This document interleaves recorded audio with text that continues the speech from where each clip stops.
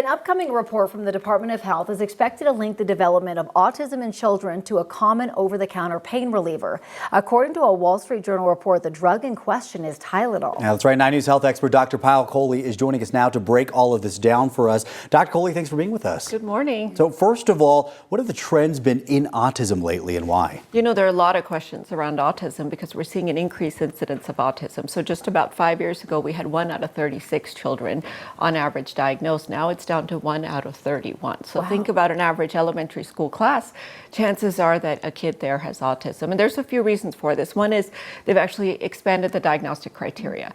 So more kids now actually meet the diagnosis of autism than they did several decades ago. We're screening better, but we also think factors like advanced maternal age and advanced paternal age are actually playing into the development of autism, which we're seeing much more common. Can I ask a quick follow-up right here? When we're talking about kids with autism, what age group are we talking about specifically? Usually around elementary school, we start to meet the diagnostic criteria. Now, it can be diagnosed at any age, even older kids.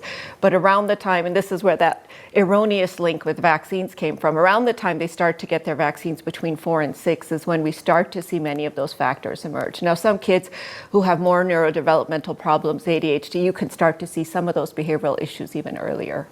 So what do the studies say when it comes to autism and pregnancy and Tylenol? Yeah, so more than half of pregnant women take Tylenol during a pregnancy. Did you take it during yours? Probably. Yeah. There's a lot of aches and pains. Well, and it's considered sort of the safest thing. It's our first line recommendation for pregnant women.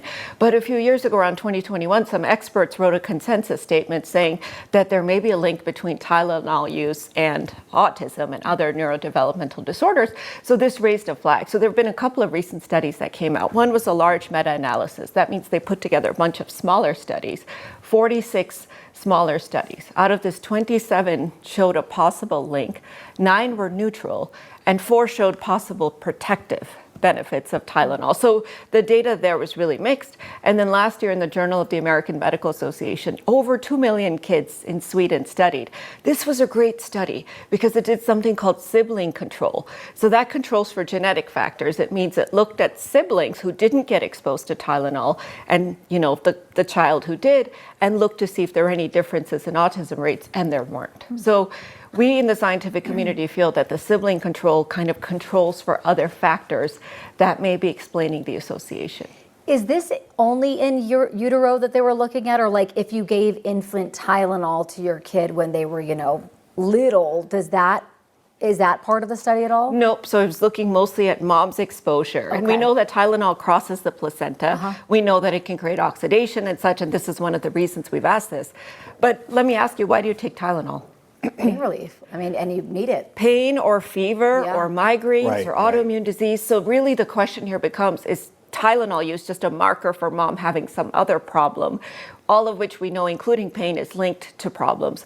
And the Tylenol itself is not causing the problem. So that's the classic causation versus association. Is Tylenol just a marker for something else? So is that why the FDA then is changing its stance on Tylenol during pregnancy? Is that association that you were just describing? Well, so that's why the FDA said we can't conclude that it is. So in 2015, the FDA looked at all the data, but now we're hearing the HHS might actually change this stance, which I think is really alarming because the American College of Obstetrics and Gynecology, the Autism Science Foundation, multiple other societies have really said there's not enough science to say that this is causing it.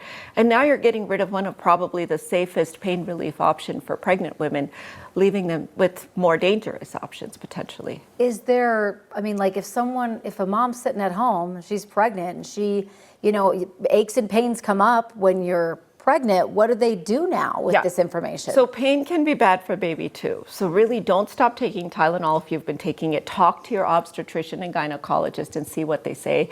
But at this point, the American College of Obstetrics and Gynecology has issued a statement saying Tylenol use is safe. People shouldn't be afraid of taking Tylenol. We haven't established causality, but certainly the HHS is asking these questions. Something else that might be mentioned in this report is folic acid and folinic acid. Yes. Can you explain the two of them and the difference there? So folic acid, all pregnant women should take because it's important for DNA development and repair. And we know for a fact that folic acid deficiency in pregnancy, especially in the first trimester, can increase risk for neural tube defects and other neurodevelopmental disorders. Some women don't don't activate folic acid to folinic acid because they have mutations and such. So certain subset of women should take folinic acid, and your GYN or OBGYN will tell you if that's you, because it's the activated form of folic acid. And again, it protects against neural tube defects and such.